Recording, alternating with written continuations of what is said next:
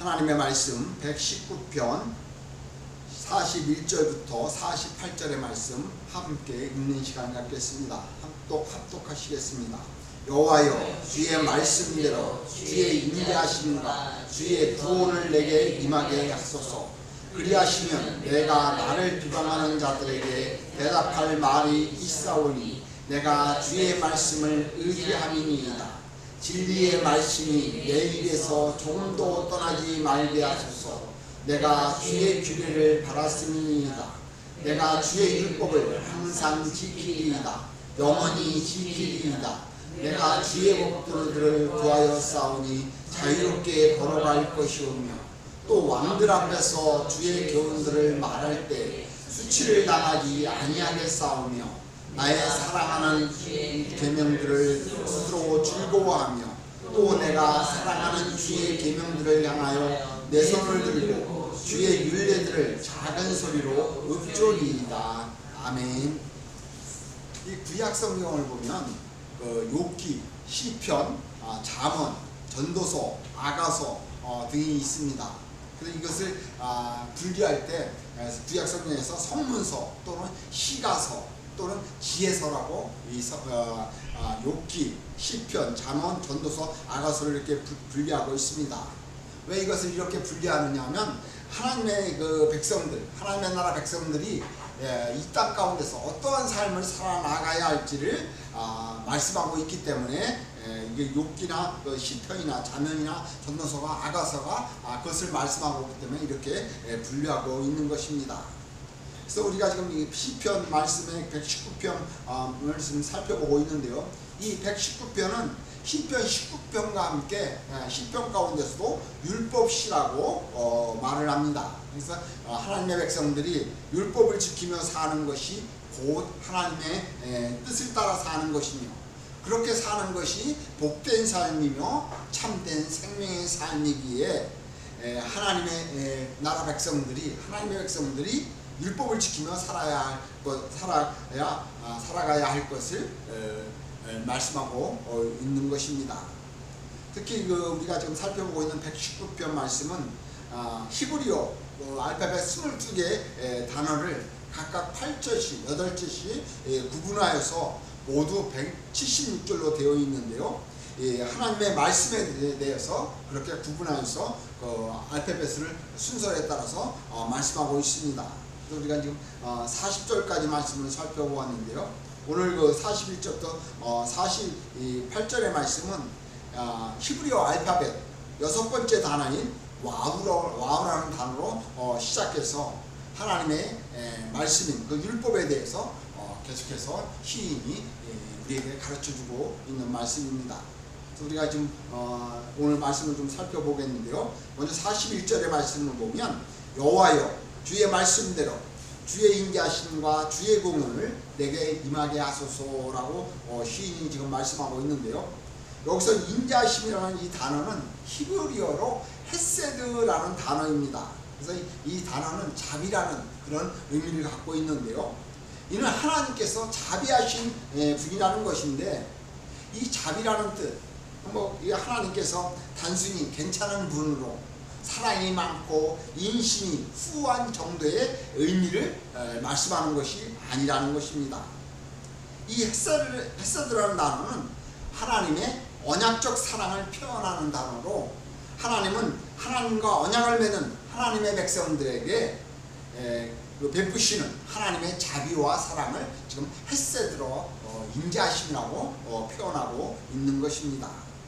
그래서 시인이 지금 여호와여, 주의 말씀대로 주의 인자하심과 주의 구원을 내게 임하게 하소서라고 시인은 하나님과 맺은 언약에 따른 하나님의 자비와 사랑의 호소에서 지금 시인을 구원해달라고 시인이 기도하는 그런 41절 말씀이라고 할 수 있습니다. 시인은 하나님께서 하나님의 백성들과 맺은 언약에 따라 즉 주의 말씀대로 주님께서 약속하신 그 말씀에 따라 시인을 구원해달라고 하나님의 말 그렇게 말씀하시지 않습니까? 그러니 나를 구원해달라고 간구하는 그런 41절의 말씀입니다. 그렇다면 시인은 왜 하나님 앞에 주의 인자하심에 따라서 주의 말씀대로 나를 구원해 달라라고 지금 간구하고 있겠습니까? 그것이 이제 42절 말씀에서 보면 그리하시면 내가 나를 비방하는 자들에게 대답할 말이 있사오니 내가 주의 말씀을 의지합니다라고 말씀하고 있습니다. 그러니까 이 말씀에서 보면 시인을 향해서 그 사람들이 비난하거나 조롱하는 사람들이 있음을 그것에 대해서 대답을 해야 한다고 시인이 그것에서 구원해달라고 간구하는 그런 모습을 보게 됩니다. 이런 그 모습들은 우리가 믿음의 삶을 살아나가면서 흔히 겪는 문제일 것입니다. 하나님을 믿지 않는 사람들은 우리를 향해서 너희가 믿는 하나님이 어디 있느냐, 정말 하나님이 계신다면 그 증거를 한번 보여달라라고 요구하면서 우리가 그런 증거를 내놓지 못하면 마치 우리가 바보스럽고 어리석은 사람으로 취급을 한다는 것입니다. 제가 처음 믿음의 삶을 시작할 때 저희 어머니가 저한테 오셔갖고 내가 지금 그렇게 어렵게 사는 것이 교회 다니면서 교회에다가 헌금을 갖다 바치니까 내가 그렇게 어렵게 산다라고 저를 막 비난하는 그런 때가 있었습니다.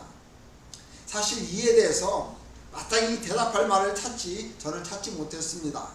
제가 뭐 믿음도 부족했지만 그 하나님에 대해서 어떻게 설명해야 될지를 잘 몰랐고 더욱이 그 뭐 하나님이 계시다라는 것을 하나님 보이지 않는 하나님은 어떻게 살아계시다라고 계시다라고 그것을 내놓을 수가 있겠습니까? 당시 저희 믿음은 그 하나님이 분명히 살아계시고 존재해 계시는데 이것에 대해서 딱히 어떻게 설명할 수가 없었다는 것입니다. 이것에 대해서 성경에서는 창세기 6장 9장에서 보면 노아 홍수에 대해서 말씀하고 있습니다. 그래서 하나님은 창세기 6장부터 9장의 말씀 보면 노아에게 홍수를 대비하여 방주를 지으라고 명령하셨습니다. 당시 노아가 만들어야 할 그 방주는 지금의 그 축구장 정도 크기 정도의 크기의 방주였습니다. 현재도 우리가 축구장을 지으려면 하면 몇 년이 걸립니다. 그런데 당시 노아와 그의 가족들이 힘을 합해서 나무로 이 축구장만한 그 방주를 짓는다는 것 결코 쉬운 일이 아니었을 것입니다. 그러나 노아와 그의 가족들이 방주를 짓는 것도 문제이지만은 당시 사람들이 비난과 당시 그 사람들이 노아를 향해서 비난과 멸시와 조롱이 더 큰 문제였을 것입니다. 당시 사람들은 노아와 그의 가족들에게 멀쩡한 하늘에서 비가 오고 홍수가 나고 방주를 짓는다는 것, 당시 그 사람들이 노아를 어떻게 취급했겠습니까? 미친 사람 취급하고 어리석고 바보스럽다고 취급하면서 비난과 멸시와 조롱을 하지 않았겠습니까? 그래도 처음에는 행여나 사람들이 행여나 했을 것입니다. 왜냐하면 혹시 비가 올 수도 있으니까. 그러나 세월이 흘러도 비가 오지 않고 홍수가 나지 않으니까 이 사람들은 더욱더 그 노아를 향해서 조롱과 멸시가 점점 더 심해졌을 것입니다. 그 방주를 짓는 기간을 보면 창세기 5장 32절에서 보면 노아가 500세에 셈과 함과 아벳을 낳았다고 말씀합니다. 또한 창세기 7장 6절에서 보면 노아가 600세에 홍수가 났다고 말씀합니다. 그래서 이 말씀에 근거해서 어떤 학자들은 노아가 120년 동안 이 방주를 지었다고 말하기는 하는가 하면 어떤 학자는 70년이나 80년 정도 걸려서 방주를 지었다고 주장하기도 합니다. 아무튼 그 노아는 적지 않은 세월 동안에 지금같이 기계가 있는 것도 아니고 순전히 손으로 꽤 오랜 기간 동안 나무로 방주를 지었다는 것입니다. 그 오랜 기간 동안에 많은 사람들로부터 노아가 미친 사람 취급받으며 멸시와 조롱, 천대를 받으면서 그 방주를 짓는다는 것, 그것이 얼마나 힘들었겠습니까? 따라서 노아도 이 오늘 그 본문에 나오는 시인처럼 여호와여 주의 말씀대로 주의 인자하심과 주의 구원으로 내게 임하게 하소서라고 간구했을 것입니다.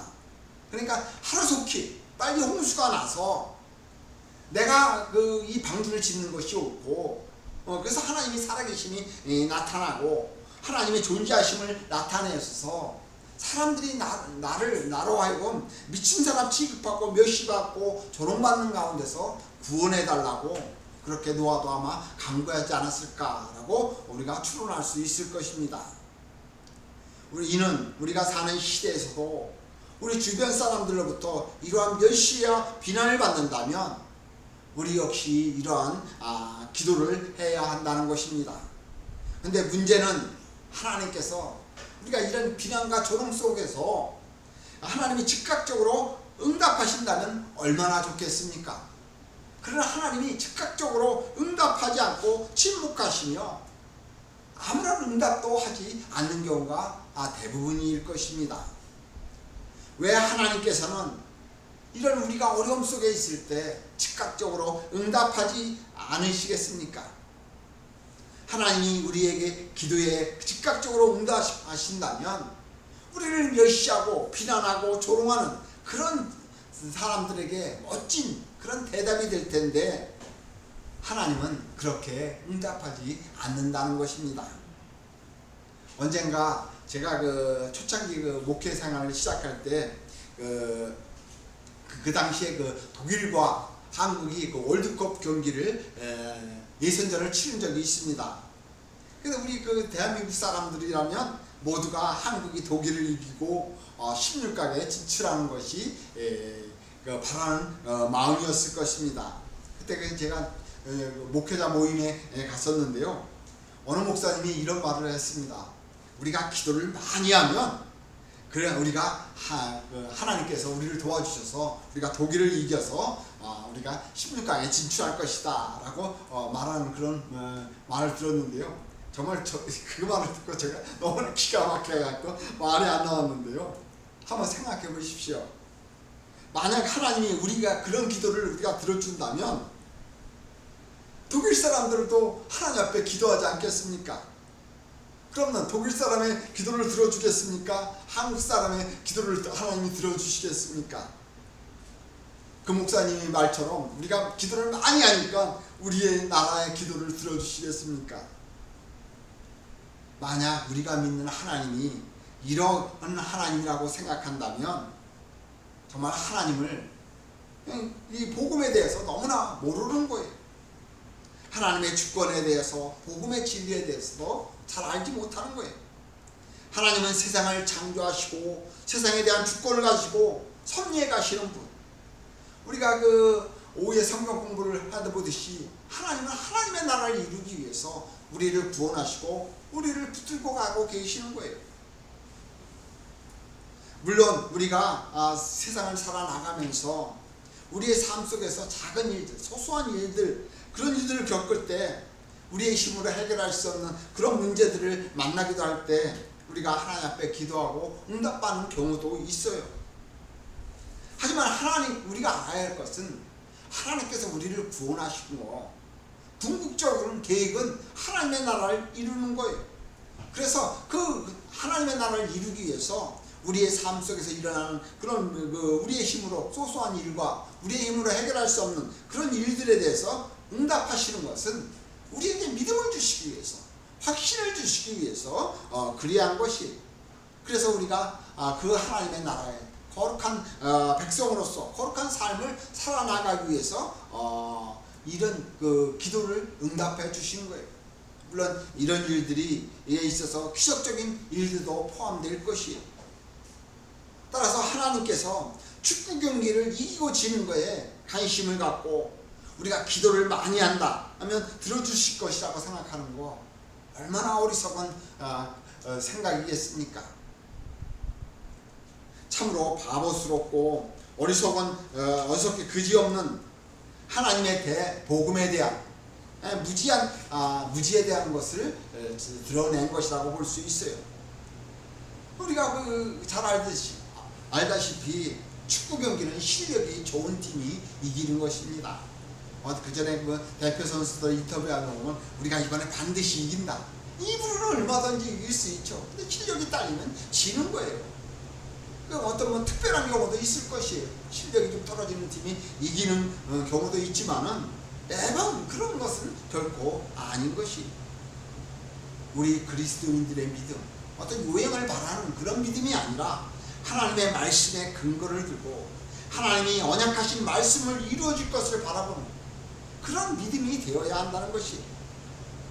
따라서 시인은 지금 자기를 비방하는 자들에게 대답할 말이 있게 하나님의 말씀대로 하나님의 인자하심으로 시인을 구원해달라. 하나님의 언약이 하루속히 이루어지기를 간구하는 것으로 시인이 자신의 삶 속에서 비록 비방을 받는 한 자들이 있다 할지라도 끝까지 하나님의 말씀을 붙들고 하나님의 말씀을 의지해서 믿음의 삶을 살겠다고 지금 41절에서 42절에서 고백하는 그런 모습을 보게 됩니다. 이는 계속해서 보면 43절에서 진리의 말씀이 내 입에서 조금 더 떠나지 말게 하소서 내가 주의 기회를 바랐습니다 라고 말씀하고 있고요. 44절에서는 내가 주의 율법을 항상 지키리이다 영원히 지키리이다 라고 말씀하고 있습니다. 그러니까 시인은 하나님께서 하나님이 말씀하신 그 언약대로 시인을 구원해 주실 것, 그것을 시인은 알고 있었던 것이에요. 하지만 그날까지, 그 구원하는 그날까지 시인은 하나님이 함께 해 주실 것을 간구하고 있는 것이. 이는 왜 그랬겠어요? 자기를 비방하는 그런 사람들로부터 마음을 빼앗기지 않게 하기 위해서 하나님이 함께 해 주셔야만이 그들과 그들의 비난 속에서 믿음으로 승리할 수 있기에 지금 시인은 그 43절에서 진리의 말씀이 내 입에서 떠나지 말게 하소서 내가 주의 기회를 바랐습니다 라고 하나님의 말씀이 시인의 입에서 떠나지 말게 항상 하나님의 말씀을 따라 살게 해달라고 간구하고, 그래서 하나님이 구원해 주실 그날까지 항상 하나님의 말씀을 지키며 영원히 그 말씀을 지키며 그렇게 살게 해달라고 간구하는 그런 말씀이라고 할 수 있습니다. 이 말씀을 보면 우리의 믿음의 삶은 하나님의 말씀을 가까이 하지 않고 말씀의 진리를 올바로 알지 못하면 우리를 비방하는 자들, 그런 자들에게 마음을 빼앗겨 믿음을 잃어버릴 수 있기 때문에 시인이 이렇게 간구하고 있는 것을 볼 수가 있을 것입니다. 말씀을 가까이 하고 말씀의 진리에 대한 그 말씀을 올바로 알아야 우리가 비방하는 자들에게서부터 그 진리를 올바로 알아야 우리가 그 믿음이 흔들리지 않을 수 있다는 것입니다. 이에 대해서 하나님이 우리와 함께 해주셔서 우리에게 힘주시고 능력을 주셔야만이 이 모든 것을 넉넉히 이겨나갈 수 있다는 사실입니다. 하지만 우리는 하나님의 사랑을 깨닫고 우리를 구원해 주신 것을 깨달으면 우리의 힘과 능력으로 우리가 하나님의 은혜를 받으면 우리를 비난하는 그런 사람들 가운데서도 우리가 얼마든지 손쉽게 그런 것들하고 상관없이 우리의 믿음의 삶을 잘 살 수 있다고 그렇게 생각을 하기도 합니다. 하지만 제가 늘 말하였듯이 우리는 세상을 살아나가는 제 모습을 가지고 있기 때문에 세상을 살아나가기에 최적화되어 있기 때문에 우리를 비방하는 그런 말들을 비난하는 그런 말들에 쉽게 동조해버리고 믿음을 저버릴 수 있다는 사실입니다. 따라서 하나님이 우리와 함께 해주셔서 우리로 하여금 말씀의 진리를 부여잡고 살 수 있게 달라고 우리는 항상 간구해야 한다는 것이에요. 이에 대해서 시인은 이런 우리 인간의 연약함을 잘 알고 있기에 시인의 삶 속에서 시인을 비방하는 자들이 있을지라도 하나님은 언약 백성들을 구원하신다고 분명히 말씀하셨기에 이 언약의 말씀을 부여잡고 끝까지 주님이 구원해 주시는 그날까지 믿음으로 승리할 수 있도록 하나님이 함께 해 주실 것을 강구하고 있는 말씀이라고 할 수 있는 것입니다. 계속해서 45절의 말씀을 보면 내가 주의 법도를 구하여 싸우니 자유롭게 걸어갈 것이오며 라고 말씀하고 있는데요. 여기서 자유롭게라는 이 말은 넓은 곳으로 라는 말과 동의어입니다. 그래서 46절에서 또 왕들 앞에서 주의 교훈들을 말할 때 수치를 당하지 아니하게 싸우며 라는 이 말씀과 같이 연관해서 읽어보면요, 시인은 내가 자유롭게 걸어갈 것이다. 사방에서 원수들이 나를 에워싼다고 해도 나는 넓은 곳으로 걸어갈 것이다. 그냥 담대하게 걸어갈 것이라고 지금 이야기하고 있는 것입니다. 심지어 나를 쇠사슬로 채운다 할지라도 왕들 앞에서 아무 꺼리낌 없이 담대히 말할 것이다 라고 자기의 믿음을 고백할 수 있다 라고 말씀하고 있는 것이라고 할 수 있습니다. 우리가 믿음의 삶을 살아나가는 데 있어서 아무런 역경이 없을 수는 없습니다. 우리의 믿음의 삶은 고난이 있고 어려움이 있습니다. 왜냐하면 우리의 믿음의 삶은 우리 그리스도인들의 삶은 마치 물고기가 물살을 거스르며 산 위로 올라가려고 하듯이 우리의 믿음의 삶은 세상을 거스르며 사는, 그래서 세상으로부터 정을 받을 수 없기 때문에 우리의 삶이 어렵고 힘든 것입니다. 우리의 믿음의 삶은 그냥 아까도 말씀드렸듯이 우리의 죄의 모습을 가지고 그냥 세상을 살아나가면 아무런 문제가 없습니다.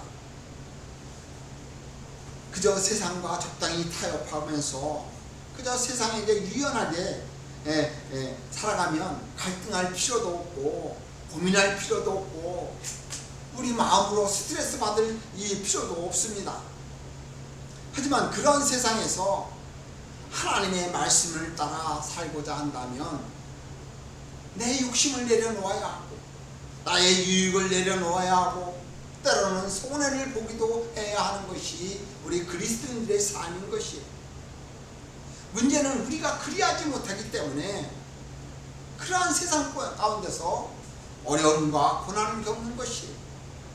하나님의 말씀대로 살려고 하면 앞에서 살펴보았듯이 비방하는 사람도 있고 우리를 이용하려고 하는 사람도 있으며 악한 것들은 우리 앞을 가로막으며 우리 앞에 많은 장애물들이 있는 것이에요. 물론 하나님을 믿지 않는 사람들도 이런 어려움을 겪으며 사는 사람들도 있어요. 그런데 우리 믿음의 사람들이 겪는 것은 믿지 않는 사람들과 겪는 일과 차원이 다르다는 것이에요. 하나님의 나라 백성들, 그리스도인들이 세상 가운데서 겪는 고난은 하나님의 나라 백성으로서 거룩한 삶을 살고자 하기 때문에 겪는 일이기 때문에 이것은 믿지 않는 사람들과 차원이 다른 것이에요. 우리가 왜 이런 고난과 어려움 속에서 믿음의 삶을 살아가겠어요? 바로 하나님의 나라의 영원한 생명의 삶을 하나님께서 말씀으로 우리에게 보장해 주고 있기 때문에 우리가 이 하나님의 말씀을, 언약하신 하나님의 말씀을 부여잡고 믿음의 삶을 살아가는 것이, 제가 언젠가 예화를 든 적이 있는데요. 초대교회 노망계로부터 그리스도인들이 핍박을 받으면서 예수 그리스도를 믿는다는 이유로 원양경기장에서 그 많은 간증들이 보는 앞에서 굶주린 그 사자를 풀어놓아서 많은 그리스도인들이 죽어가는, 근데 그 죽어가는 그리스도인들이 그 굶주린 사자 앞에서 손에 손을 잡고 하나님을 찬양하면서 죽었다고 그런 이야기가 있습니다. 이들이 무엇 때문에 죽어가면서도 하나님을 그렇게 찬양하며 죽었겠습니까? 비록 그들은 노망계로부터 쇠사슬에 매여서 굶주린 사자밥이 되었지만 하나님이 말씀하신, 즉 언약하신 말씀을 믿었기 때문에, 하나님의 나라의 그 영원한 생명을 알고 있었기 때문에 그들이 죽어가면서도 하나님 앞에 나아가려고 하나님을 찬양하면서 죽은 것이,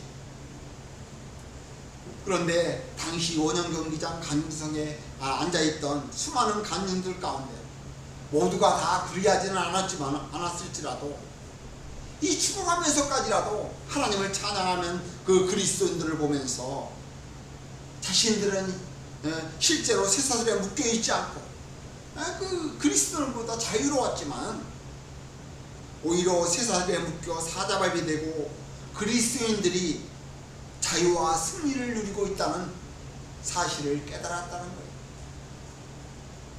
오히려 그들보다 자신들이 더 쇠사슬에 매여 있다는 사실을 깨달았다는 것이 결국 최후 승리자는 노마 황제가 아니라 그 사자밥이 된 순교를 당한 그리스도인이었다고 말씀하고 있는 것이에요.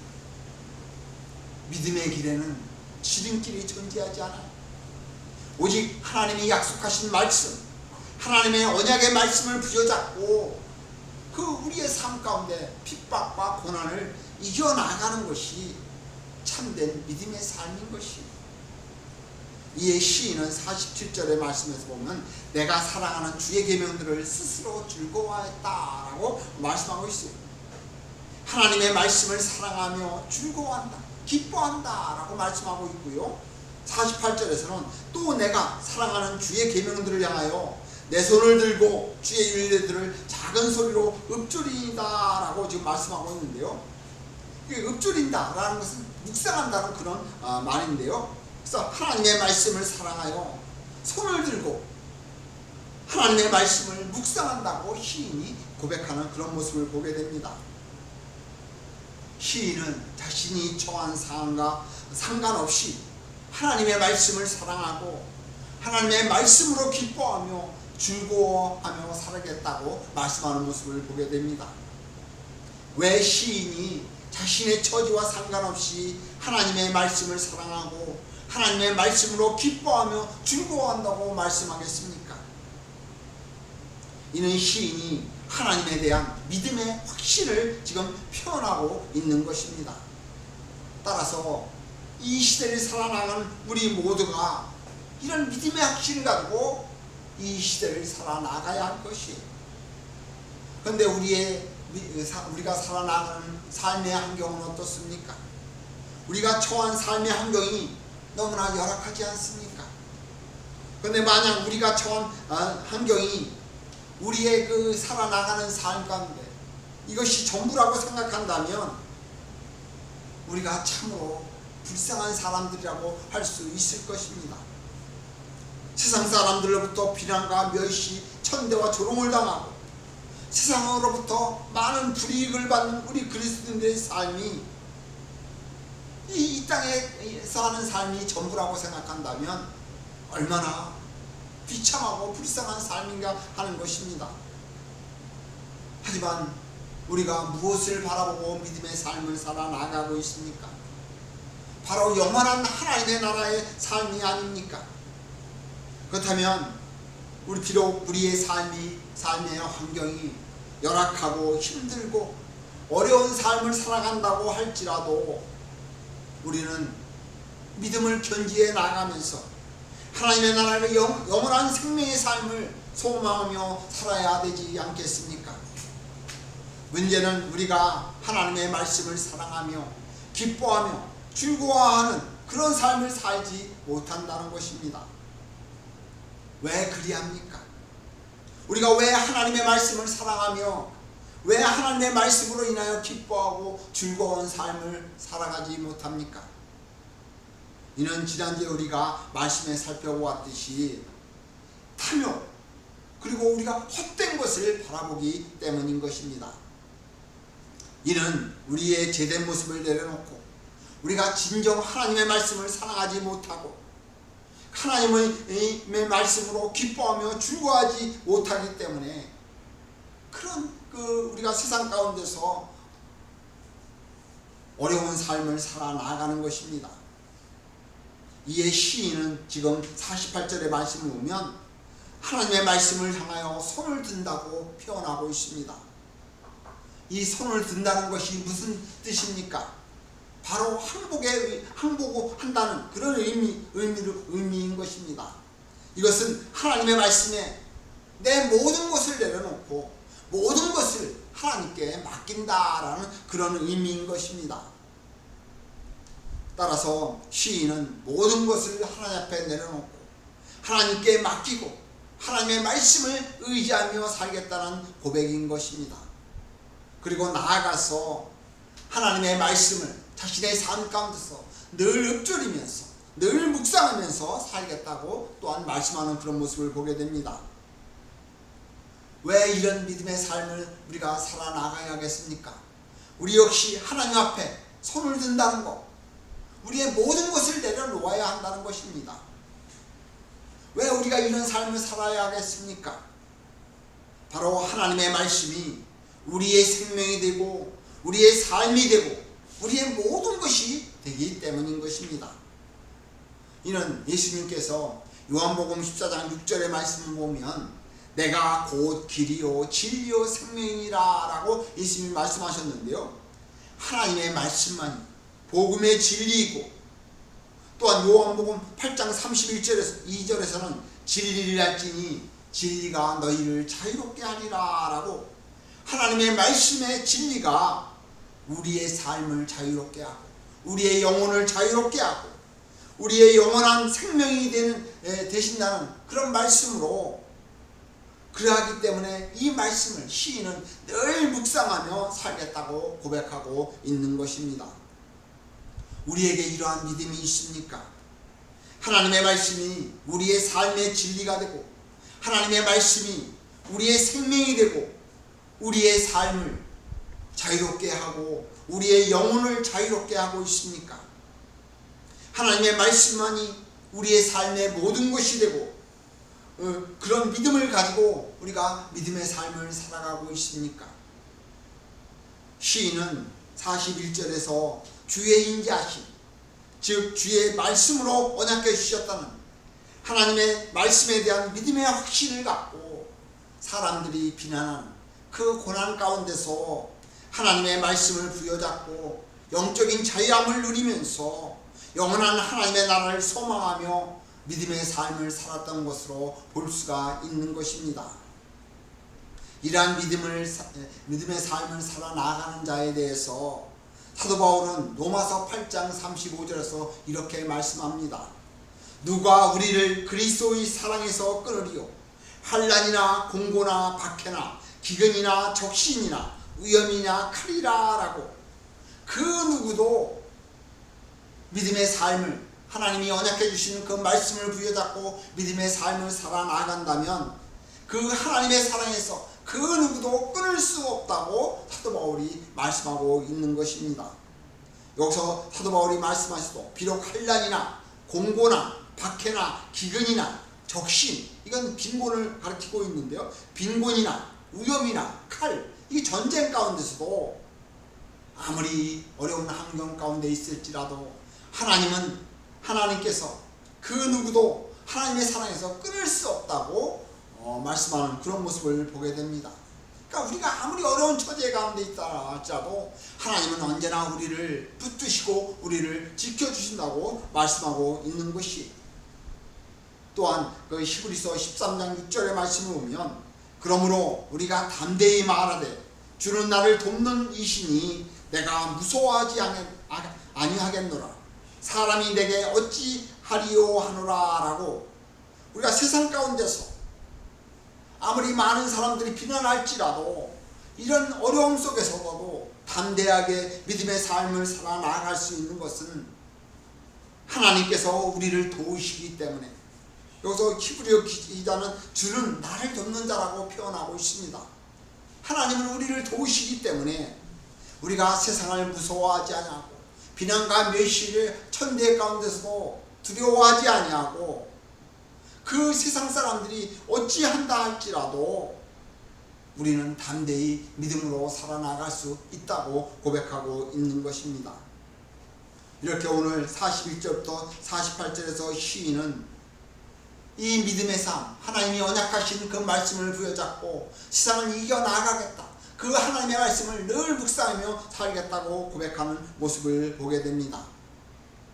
이는 시인뿐만 아니라 이 시대를 살아나가는 우리 그리스도인들 모두는 세상을 살아나가면서 사람들로부터 비방을 받고 조롱을 받는다고 할지라도 우리 모두는 하나님께서 말씀하신 언약의 말씀을 부여잡고 그 하나님의 말씀을 의지하여 하나님의 영원하신 구원을 바라보며 하나님의 구원, 영원한 하나님의 나라가 이루어질 때까지 우리는 끝까지 믿음을 지키며 인내하는 믿음의 삶을 살아갈 수 있게 해달라고 하나님이 함께 해주실 것을 강구하는 그런 믿음의 삶을 살아나가야 할 것입니다.